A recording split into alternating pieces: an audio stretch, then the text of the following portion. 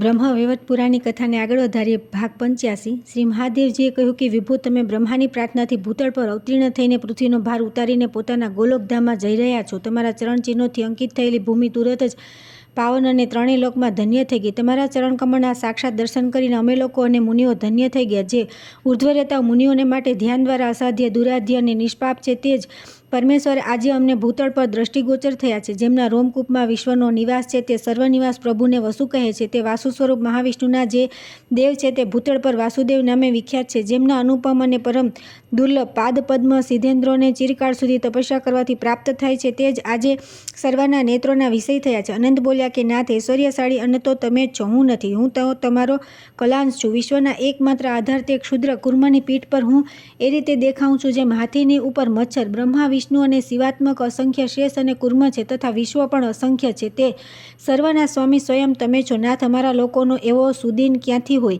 કે જેમના સ્વપ્નમાં પણ દર્શન દુર્લભ છે. તે સ્વયં ઈશ્વર સમસ્ત જીવોને દ્રષ્ટિગોચર થઈ રહ્યા છે. નાથ, તમે જ વસુંધરાને પાવન કરી છે.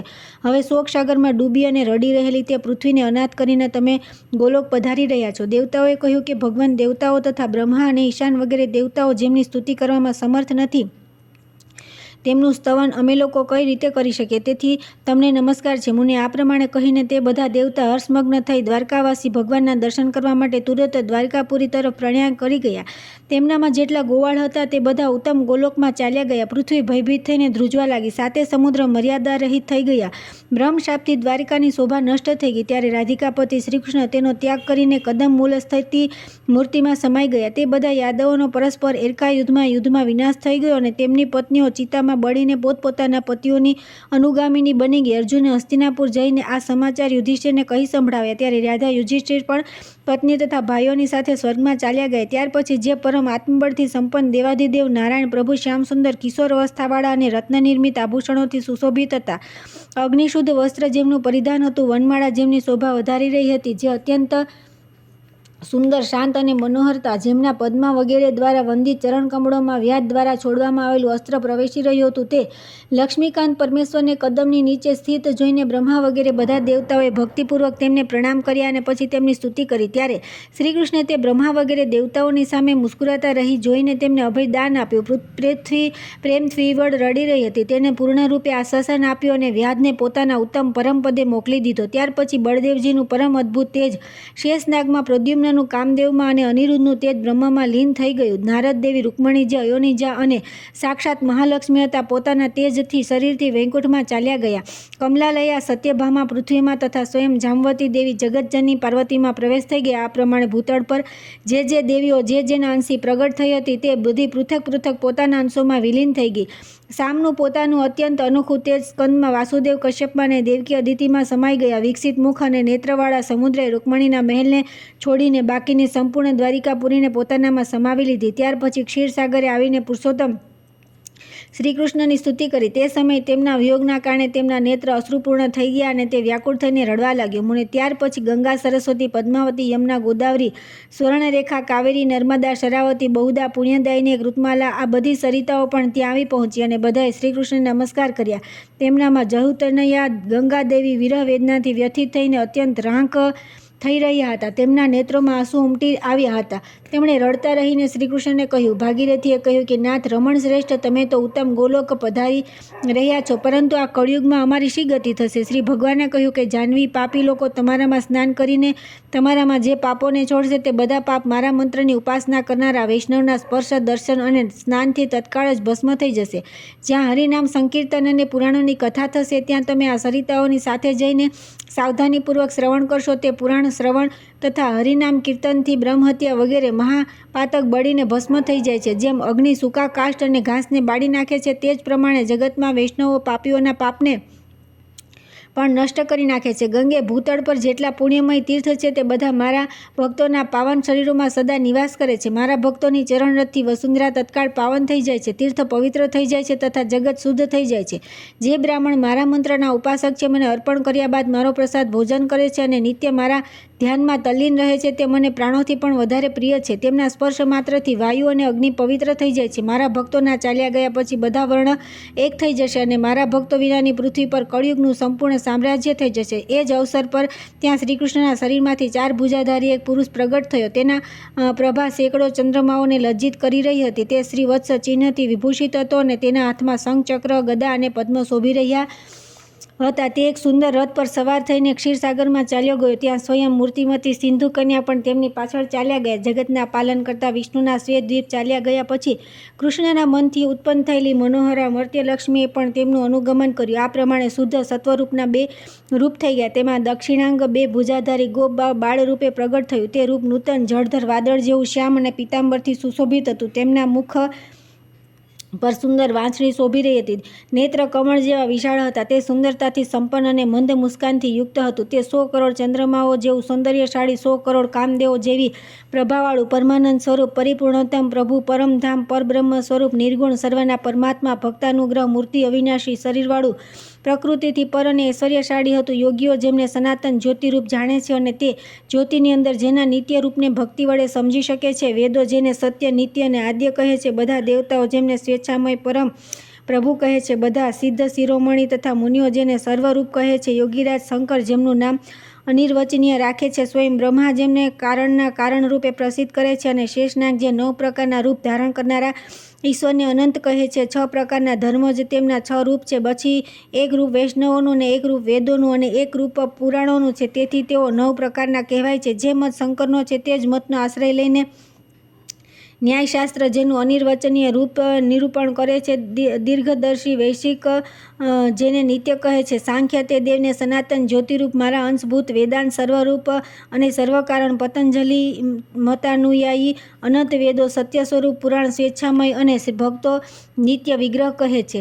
તે જ આ ગોલોકનાથ શ્રીકૃષ્ણ ગોકુળમાં વૃંદાવન નામક પુણ્યમાં ગોપવેશ ધારણ કરી નંદજીના પુત્ર રૂપે અવતીર્ણ થયા છે. એ રાધાના પ્રાણપતિ છે. એ જ વૈકુંઠમાં 4 ભુજાધારી લક્ષ્મીપતિ સ્વયં ભગવાન નારાયણ છે, જેમનું નામ મુક્તિ પ્રાપ્તિમાં કારણ છે. નારદ જે મનુષ્ય એકવાર પણ નારાયણ નામનું ઉચ્ચારણ કરે છે તે 300 કલ્પો સુધી ગંગા વગેરે બધા તીર્થોમાં સ્નાન કરવાનું ફળ પ્રાપ્ત કરી લે છે. ત્યાર પછી જે શંખ, ચક્ર, ગદા અને પદ્મ ધારણ કરે છે, જેમના વક્ષસ્થળમાં શ્રીવત્સનું ચિહ્ન શોભી રહ્યું છે, મણિશ્રેષ્ઠ કૌસ્તુભ અને વનમાળાથી જે સુશોભિત છે, વેદો જેમની સ્તુતિ કરે છે, તે ભગવાન નારાયણ સુનંદ, નંદ અને કુમુદ વગેરે પાર્ષદોની સાથે વિમાન દ્વારા પોતાના સ્થાન વૈકુંઠમાં ચાલ્યા ગયા. તે વૈકુંઠનાથના ચાલ્યા ગયા પછી રાધાના સ્વામી સ્વયં શ્રીકૃષ્ણે પોતાની વાંસળી વગાડી, જેનો સુરીલો અવાજ ત્રિલોકીને મોહિત કરનારો હતો. નારદ તે વેણુનાદને સાંભળતા જ પાર્વતી સિવાય બધા દેવતાઓને મુનિઓ મૂર્છિત થઈ ગયા અને તેમની ચેતના લુપ્ત થઈ ગઈ. ત્યારે જે ભગવતી વિષ્ણુમાયા સર્વરૂપા સનાતની પરબ્રહ્મ સ્વરૂપા પરમાત્મા સ્વરૂપિણી સગુણા, નિર્ગુણા, પરા અને સ્વેચ્છામયી છે, તે સતી સાધ્વી દેવી પાર્વતીએ સનાતન ભગવાન શ્રીકૃષ્ણને કહ્યું. પાર્વતીએ કહ્યું કે પ્રભો, ગોલોક સ્થિત રાસમંડળમાં હું જ પોતાના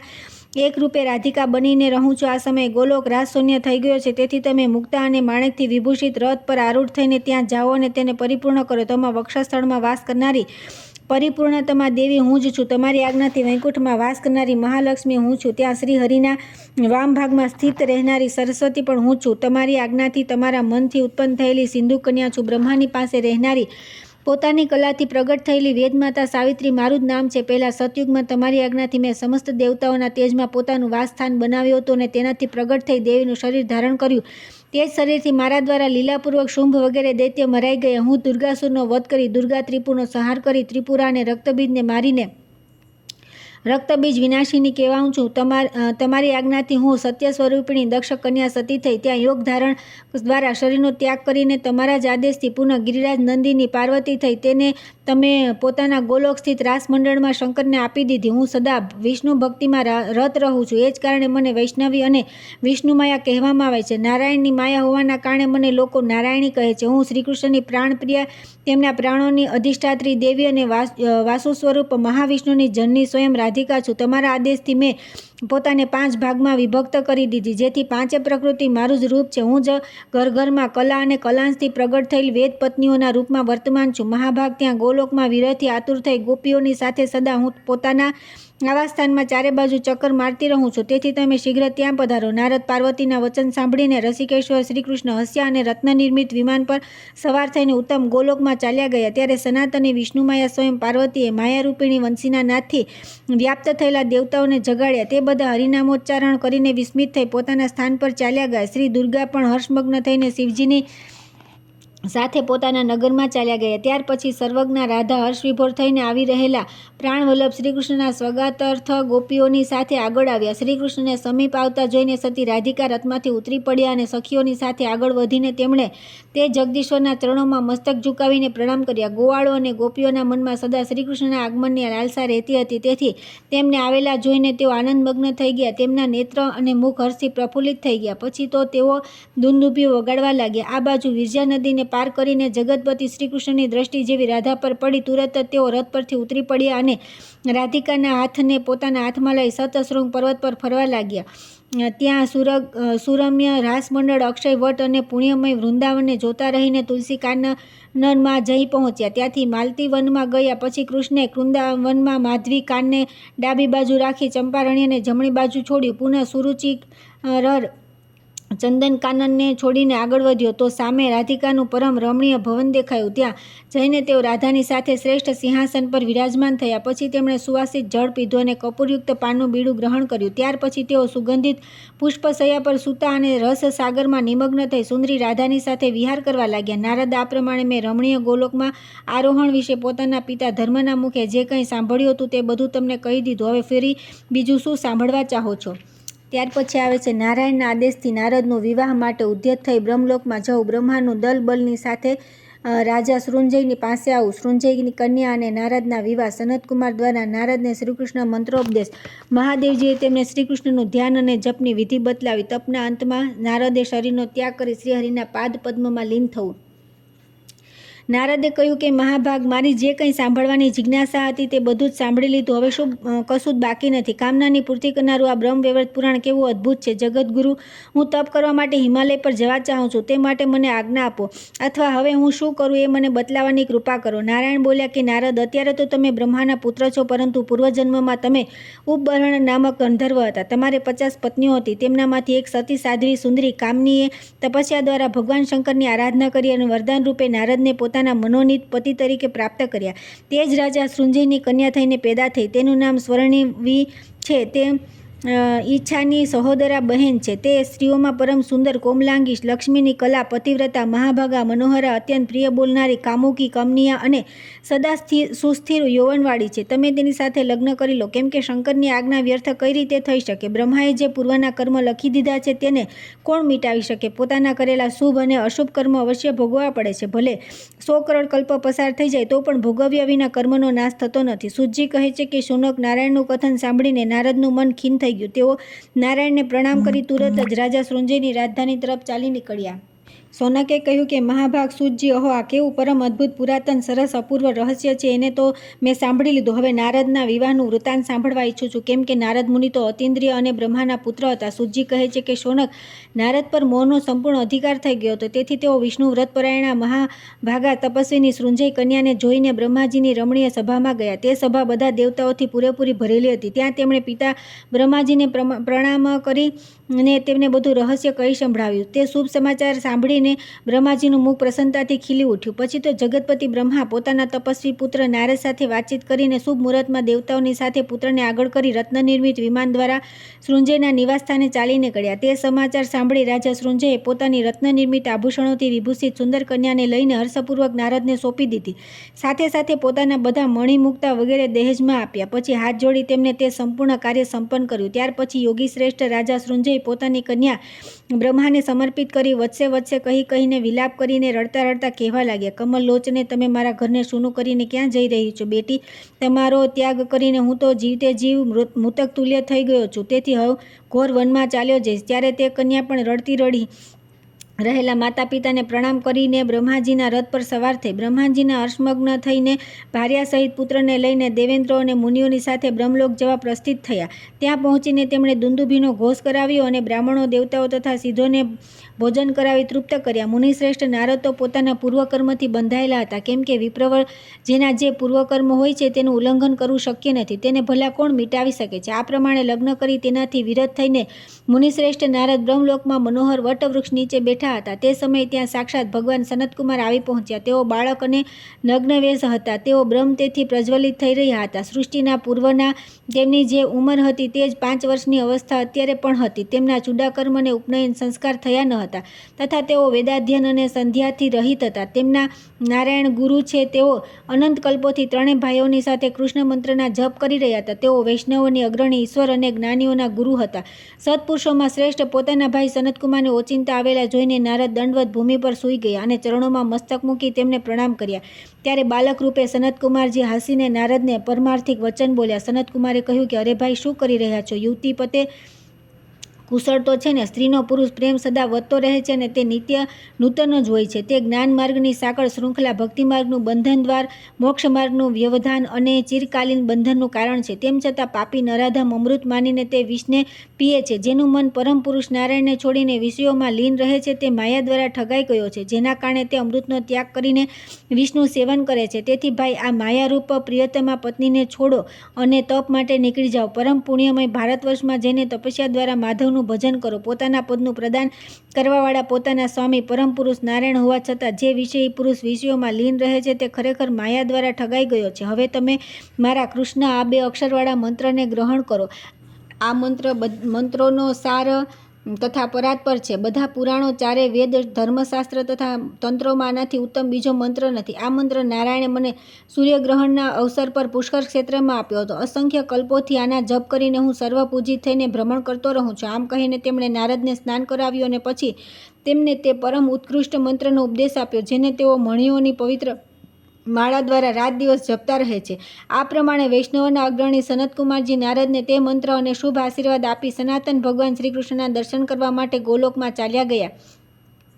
આ બાજુ જ્યારે નારદને તે સર્વસિદ્ધિપ્રદ શ્રીકૃષ્ણમાં નિશ્ચળ ભક્તિપ્રદ શ્રેષ્ઠ મંત્ર પ્રાપ્ત થઈ ગયો, ત્યારે તેઓ પોતાની માયારૂપી ભાર્યાનો ત્યાગ કરી તપસ્યા કરવા માટે ભારતવર્ષમાં આવ્યા. અહીં તેમને કૃતમાલા નદીના તટ પર ભગવાન શંકરના દર્શન થયા. ઓચિંતા તેમને જોઈને નારદ મુનિએ શિવજીના ચરણોમાં મસ્તક ઝુકાવી પ્રણામ કર્યા. ત્યારે નારદ પ્રત્યે ભક્તવત્સલ જગદીશ્વર શિવજી બોલ્યા. શ્રી મહાદેવજીએ કહ્યું કે હો નારદ, પોતાના તેજથી પ્રકાશિત એવા તમને જોઈને મને બહુ પ્રસન્નતા થઈ છે, કેમ કે જે દિવસે ભક્તોના દર્શન પ્રાપ્ત થઈ જાય તે શરીરધારીઓના માટે ઉત્તમ દિવસ માનવામાં આવે છે. ભક્તો સાથે સમાગમ થવો એ પ્રાણીઓને માટે પરમ લાભ છે. જેને વૈષ્ણવના દર્શન પ્રાપ્ત થઈ ગયા તેણે જાણે સમસ્ત તીર્થોમાં સ્નાન કરી લીધું. જે સમસ્ત તંત્રોમાં પરમ દુર્લભ છે તે કૃષ્ણરૂપી મહામંત્ર શું તમને પ્રાપ્ત થઈ ગયો? આ મંત્ર મેં મારા પુત્ર ગણેશ અને સ્કંદને આપ્યો હતો. શ્રીકૃષ્ણએ એ મંત્ર ગોલોક સ્થિત રાસમંડળમાં મને બ્રહ્મા અને ધર્મને બતલાવ્યો હતો. ધર્મે નારાયણને તથા બ્રહ્માએ સનતકુમારને આનો ઉપદેશ આપ્યો હતો. તે જ મંત્ર સનતકુમારે તમને આપ્યો છે. આ મંત્રના ગ્રહણ માત્રથી જ મનુષ્ય નારાયણ સ્વરૂપ થઈ જાય છે. આ મંત્રના જપ માટે શુભ અશુભ સમયનો કોઈ ભેદ નથી. 5 લાખ જપથી જ આનું પુનશ્ચરણ પૂરું થઈ જાય છે. આનું ધ્યાન પાપનાશક તથા કર્મબંધનોને નષ્ટ કરનારું છે. શાસ્ત્રમાં આનું વર્ણન કરવામાં આવ્યું છે. તે જ રીતે વૈષ્ણવે શ્રીકૃષ્ણનું ધ્યાન કરવું જોઈએ. તે ધ્યાન આ પ્રમાણે છે. નૂતન જળધર જેવો તેમનો શ્યામ વર્ણ છે, જેમની કિશોર અવસ્થા છે, જે પિતાંબરથી સુશોભિત છે, 100 કરોડ ચંદ્રમાઓ જેવું પરમ અનુપમ સૌંદર્ય ધારણ કરેલું છે, અમૂલ્ય રત્નોના બનેલા આભૂષણો જેમની શોભા વધારી રહ્યા છે, જેમના સર્વાંગમાં ચંદનનો અનુલેપ થયો છે, કૌસ્તુભ મણિ દ્વારા જેમની વિશેષ શોભા થઈ રહી છે, જેમની માલતીની માળાયુક્ત શિખામાં મયુરપીંછની અનુપમ શોભા થઈ રહી છે, જેમના પ્રસન્નમુખ પર મંદ મુસ્કાનની શોભા પ્રસરી રહી છે, શિવ વગેરે દેવતાઓ જેમની નિત્ય ઉપાસના કરતા રહે છે તથા જે ધ્યાન દ્વારા અસાધ્ય, દુરાધ્ય, નિર્ગુણ પ્રકૃતિથી પર સર્વના પરમાત્મા ભક્તાનુગ્રહ મૂર્તિ વેદો દ્વારા અનિર્વચનીય અને સર્વેશ્વર છે, તે શ્રેષ્ઠ શ્રીકૃષ્ણનું હું ભજન કરું છું. નારદ, જે પરમાનંદ, સત્ય, નિત્ય અને પરાત્પર તે સનાતન ભગવાન શ્રીકૃષ્ણનું આ ધ્યાન વિધિથી ધ્યાન કરીને ભજન કરો. આમ કહીને પરમેશ્વર શંભુ પોતાના સ્થાન પર ચાલ્યા ગયા. ત્યારે નારદે તે જગન્નાથને પ્રણામ કરી તપસ્યામાં મન પરોવી દીધું. ત્યાર પછી નારદ શ્રીહરિનું સ્મરણ કરી યોગ ધારણા દ્વારા શરીરનો ત્યાગ કરીને પદ્મા દ્વારા સમર્ચિત શ્રીહરિના ચરણ કમળમાં વિલીન થઈ ગયા. ત્યાર પછી આવે છે પુરાણોના લક્ષણ અને તેમની શ્લોક સંખ્યાનું નિરૂપણ. બ્રહ્મવૈવર્ત પુરાણના પઠન શ્રવણના મહાત્મ્યનું વર્ણન કરી સૂતજીનું સિદ્ધાશ્રમમાં પ્રયાણ.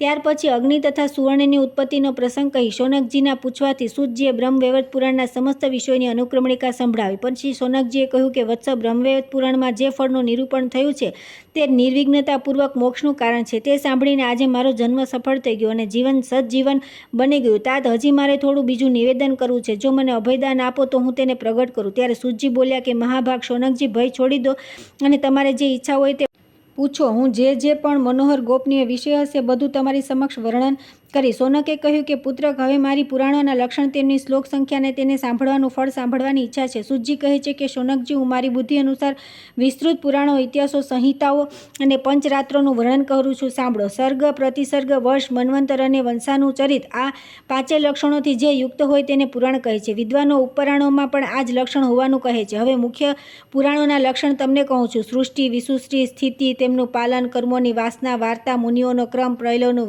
વર્ણન, મોક્ષનું નિરૂપણ, હરિના ગુણગાન તથા દેવતાઓનું અલગ અલગ વર્ણન પ્રધાન પુરાણોના આ 10 લક્ષણ બતલાવવામાં આવે છે. હવે આ પુરાણોની શ્લોક સંખ્યાનું વર્ણન સાંભળો. શૌનકજી, પરમોત્કૃષ્ટ બ્રહ્મપુરાણની શ્લોક સંખ્યા 10,000 અને પદ્મપુરાણની 55,000 છે. વિદ્વાનો વિષ્ણુ પુરાણને 23,000 શ્લોકનું બતાવે છે. શિવપુરાણમાં 24,000 શ્લોક બતાવવામાં આવે છે. શ્રીમદ ભાગવત પુરાણ 18,000 શ્લોકોમાં રચેલું છે. નારદ પુરાણની શ્લોક સંખ્યા 25,000 કહી છે. પંડિતો માર્કંડેય પુરાણમાં 9,000 શ્લોક બતાવવામાં આવ્યા છે. પરમ રુચિર અગ્નિપુરાણ 15,400 શ્લોકોનું હોવાનું માનવામાં આવ્યું છે. પુરાણ પ્રવર ભવિષ્યમાં 14,500 બતાવવામાં આવ્યા છે. બ્રહ્મવૈવર્ત પુરાણમાં 18,000 શ્લોક છે. વિદ્વાનો આ પુરાણને બધા પુરાણોનો સાર હોવાનું કહે છે. શ્રેષ્ઠ લિંગ પુરાણ 11,000 શ્લોકોનું છે. વરાહ પુરાણની શ્લોક સંખ્યા 24,000 કહેવામાં આવી છે. સજ્જનોએ ઉત્તમ સ્કંદ પુરાણને 11,100 અથવા 81,100 શ્લોકોનું કહ્યું છે. પંડિતોએ વામન પુરાણની 10,000, કુર્મ પુરાણની 17,000 અને મત્સ્ય પુરાણની શ્લોક સંખ્યા 14,000 કહી છે. ગરુડ પુરાણ 19,000 અને ઉત્તમ બ્રહ્માંડ પુરાણ 12,000 શ્લોકોનું કહ્યું છે. આ પ્રમાણે બધા પુરાણોની શ્લોક સંખ્યા 4-4 લાખ બતાવવામાં આવી છે. આ પ્રમાણે પુરાણ વેતા લોકો 18 પુરાણ જ બતલાવે છે. એ જ પ્રમાણે ઉપપુરાણોની સંખ્યા પણ 18 જ કહેવામાં આવી છે. મહાભારતની ઇતિહાસ કહે છે, વાલ્મીકીય રામાયણ કાવ્ય છે અને શ્રીકૃષ્ણના મહાત્મ્યથી પરિપૂર્ણ પંચરાત્રોની સંખ્યા 5 છે. વશિષ્ઠ, નારદીય, કપિલ, ગૌતમી અને સનતકુમારી આ જ 5 શ્રેષ્ઠ પંચરાત્ર છે. સંહિતાઓ પણ 5 બતલાવવામાં આવી છે, જે બધી શ્રીકૃષ્ણની ભક્તિથી ઓતપ્રોત છે. એમના નામ છે બ્રહ્મ સંહિતા, શિવ સંહિતા, પ્રહલાદ સંહિતા, ગૌતમ સંહિતા અને કુમાર સંહિતા. શૌનકજી, આ પ્રમાણે શાસ્ત્રોનો ભંડાર તો બહુ મોટો છે. તેમ છતાં મેં મારી જાણકારી અનુસાર તમને ક્રમશઃ અલગ અલગ બધું બતલાવી દીધું. મુને સાક્ષાત ભગવાન વિષ્ણુએ ગોલોક સ્થિત રાસમંડળમાં પોતાના ભક્ત બ્રહ્માને આ પુરાણ કહ્યું હતું. પછી બ્રહ્માએ ધર્માત્મા ધર્મને, ધર્મ નારાયણ મુનિને, નારાયણે નારદને અને નારદે મને આનો ઉપદેશ કર્યો. મુનિવર, તે શ્રેષ્ઠ પુરાણ આ સમયે હું તમારી સમક્ષ વર્ણન કરી રહ્યો છું. આ અભિષ્ટ બ્રહ્મવૈવર્ત પુરાણ પરમ દુર્લભ છે, જે વિશ્વ સમૂહનું વર્ણન કરે છે. જીવધારીઓ માટે પરમાત્મા સ્વરૂપ છે તે જ બ્રહ્મ, કર્મનિષ્ઠના કર્મનું સાક્ષીરૂપ છે તે બ્રહ્મનું તથા તેની અનુપમ વિભૂતિનું જેમાં વિવરણ કરવામાં આવ્યું છે. તે જ કારણે વિદ્વાન લોકો આને બ્રહ્મવૈવર્ત કહે છે. આ પુરાણ પુણ્યપ્રદ, મંગલ સ્વરૂપ અને મંગલોનું દાતા છે. આમાં નવા નવા અત્યંત ગોપનીય, રમણીય રહસ્ય ભરેલા છે. આ હરિભક્તિપ્રદ, દુર્લભ, હરિદાસ્યનું દાતા, સુખદ બ્રહ્મની પ્રાપ્તિ કરાવનારું, સારરૂપ અને શોક સંતાપનું નાશક છે. જેમ સરિતાઓમાં શુભકારિણી ગંગા તત્ક્ષણ જ મુક્તિ પ્રદાન કરનારા છે, તીર્થોમાં પુષ્કર અને પુરીઓમાં કાશી જેમ શુદ્ધ છે, બધા વર્ષોમાં જેમ ભારતવર્ષ શુભ અને તત્કાલ મુક્તિપ્રદ છે, જેમ પર્વતોમાં સુમેરુ પુષ્પમાં પારિજાત પુષ્પ, પત્રોમાં તુલસીપત્ર, વ્રતોમાં એકાદશી વ્રત, વૃક્ષોમાં કલ્પવૃક્ષ, દેવતાઓમાં શ્રીકૃષ્ણ, જ્ઞાન શિરોમણીઓમાં મહાદેવ, યોગેન્દ્રોમાં ગણેશ્વર, સિંદ્રોમાં એકમાત્ર કપિલ, તેજસ્વીઓમાં સૂર્ય, વૈષ્ણવોમાં અગ્રગણ્ય ભગવાન, સનતકુમારમાં રાજાઓમાં શ્રીરામ, ધનુર્ધારીઓમાં લક્ષ્મણ, દેવીઓમાં મહાપુણ્યવતી સતી દુર્ગા, શ્રીકૃષ્ણની પ્રેયસીઓમાં પ્રાણાધિકા રાધા, ઈશ્વરીઓમાં લક્ષ્મી તથા પંડિતોમાં સર્વશ્રેષ્ઠ છે. તે જ પ્રમાણે બધા પુરાણોમાં બ્રહ્મવૈવર્ત શ્રેષ્ઠ છે. આનાથી વિશિષ્ટ, સુખદ, મધુર, ઉત્તમ, પુણ્યનું દાતા અને સંદેહનાશક બીજું કોઈ પુરાણ નથી. આ પુરાણ આલોકમાં સુખદ, સંપૂર્ણ સંપત્તિઓનું ઉત્તમ દાતા, શુભદ, પુણ્યવદ, વિઘ્નનાશક અને ઉત્તમ હરિદાસ્ય પ્રદાન કરવાવાળું છે તથા પરલોકમાં પ્રચુર આનંદ આપનારું છે. પુત્રક, સંપૂર્ણ યજ્ઞો, તીર્થો, વ્રતો અને તપસ્યાઓનું તથા સમસ્ત પૃથ્વીની પ્રદક્ષિણાનું ફળ પણ આના ફળની સમાનતામાં નગણ્ય છે. ચારે વેદોના પઠનથી પણ આનું ફળ શ્રેષ્ઠ છે. જે એકાગ્રચિત્તે આ પુરાણનું શ્રવણ કરે છે તેને ગુણવાન, વિદ્વાન, વૈષ્ણવ પુત્ર પ્રાપ્ત થાય છે. જો કોઈ દુર્ભગા નારી આ પુરાણને સાંભળે છે તો તેને પતિના સૌભાગ્યની પ્રાપ્તિ થાય છે. આ પુરાણના શ્રવણથી મૃત, વત્સા, કાકવંધ્યા વગેરે સ્ત્રીઓને પણ ચિરંજીવી પુત્ર સુલભ થઈ જાય છે. રોગી રોગોથી બંધનમાં હોય તો તે બંધનથી, ભયભીત ભયથી અને આપત્તિગ્રસ્ત આપત્તિથી મુક્ત થઈ જાય છે. અરણ્યમાં, નિર્જન માર્ગમાં અથવા દાવાગ્નિમાં ફસાઈને ભયભીત થયેલો મનુષ્ય આના શ્રવણથી તે ભયથી અવશ્ય છૂટી જાય છે. આના શ્રવણથી પુણ્યવાન પુરુષ પર કુષ્ઠરોગ, દરિદ્રતા, વ્યાધિ અને દારૂણ શોકનો પ્રભાવ પડતો નથી. એ બધા પુણ્યહીનો પર જ પ્રભાવ પડે છે. જે મનુષ્ય અત્યંત દચિત થઈને આનો અડધો શ્લોક અથવા ચોથાઈ શ્લોક સાંભળે છે તેને પ્રચુર ગાયોના દાનનું પુણ્ય થાય છે, એમાં સંશય નથી. જે મનુષ્ય શુદ્ધ સમયમાં જીતેન્દ્રિય થઈને સંકલ્પપૂર્વક વક્તાને દક્ષિણા આપી ભક્તિભાવથી આ 4 ખંડોવાળા પુરાણને સાંભળે છે તે પોતાના અસંખ્ય જન્મોના પાપથી અવશ્ય મુક્ત થઈ જાય છે તથા શ્રીકૃષ્ણનું રૂપ ધારણ કરીને રત્નનિર્મિત વિમાન દ્વારા અવિનાશી ગોલોકમાં ચાલ્યો જાય છે. ત્યાં તેને શ્રીકૃષ્ણની દાસતા પ્રાપ્ત થઈ જાય છે, એમાં સંશય નથી. અસંખ્ય બ્રહ્માઓનો સમય પૂરો થાય તો પણ તેનું પતન થતું નથી. તે શ્રીકૃષ્ણની સમીપ પાર્ષદ થઈને ચિરકાળ સુધી તેમની સેવા કરે છે.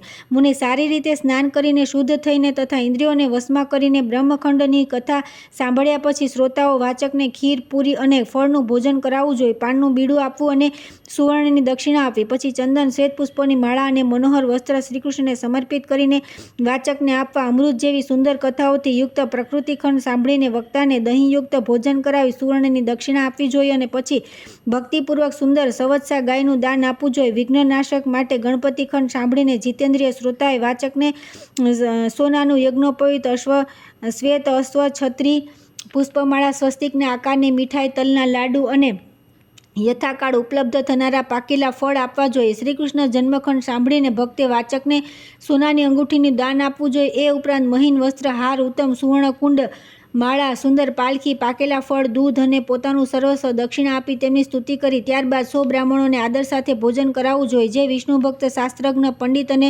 સુધાચારી હોય એવા શ્રેષ્ઠ બ્રાહ્મણને વાચક તરીકે બેસાડવા જોઈએ. જે શ્રીકૃષ્ણની વિમુખ, દુરાચારી અને ઉપદેશ આપવામાં કુશળ ન હોય એવા વક્તા પણ પાસે કથા સાંભળવી નહીં. જે શ્રીકૃષ્ણની ભક્તિથી યુક્ત થઈ આ પુરાણ સાંભળે છે તે શ્રીહરિની ભક્તિ અને પુણ્યનો ભાગી થાય છે તથા તેના સંચિત પાપ નષ્ટ થઈ જાય છે. વિપ્રવર, આ પ્રમાણે મેં પોતાના ગુરુજીના મુખથી જે કંઈ સાંભળ્યું હતું તે બધું તમને કહી સંભળાવ્યું. હવે મને જવાની આજ્ઞા આપો. હું નારાયણાશ્રમમાં જવા ઈચ્છું છું. અહીં આ વિપ્ર સમાજને જોઈને નમસ્કાર કરવા માટે આવી ગયો હતો. પછી તમારા લોકોની આજ્ઞાથી ઉત્તમ બ્રહ્મવૈવર્ત પુરાણ પણ સંભળાવી દીધું. સૌ બ્રાહ્મણોને મારા નમસ્કાર પ્રાપ્ત થાઓ. પરમાત્મા શ્રીકૃષ્ણ, શિવ, બ્રહ્મા અને ગણેશને નિત્યશ વારંવાર નમસ્કાર છે. શૌનકજી, જે તે સત્ય સ્વરૂપ રાધાના પ્રવેશ અને 3 ગુણોથી પર છે તે પરબ્રહ્મ શ્રીકૃષ્ણનું તમે મન, વચન અને શરીરથી પરમ ભક્તિપૂર્વક રાત દિવસ ભજન કરો. સરસ્વતી દેવીને નમસ્કાર છે. પુરાણ ગુરુ વ્યાસજીને અભિવાદન છે. સંપૂર્ણ વિઘ્નોનો વિનાશ કરનારા દુર્ગા દેવીને અનેકવાર પ્રણામ છે. શૌનકજી, તમારા લોકોના પુણ્યમય ચરણ કમળોના દર્શન કરીને આજે હું તે સિદ્ધાશ્રમ પર જવા ઈચ્છું છું જ્યાં ભગવાન ગણેશ વિરાજમાન છે. શ્રી કૃષ્ણ જન્મખંડ સંપૂર્ણ. બ્રહ્મવૈવર્ત પુરાણ સમાપ્ત. રાધે રાધે. જય શ્રી કૃષ્ણ.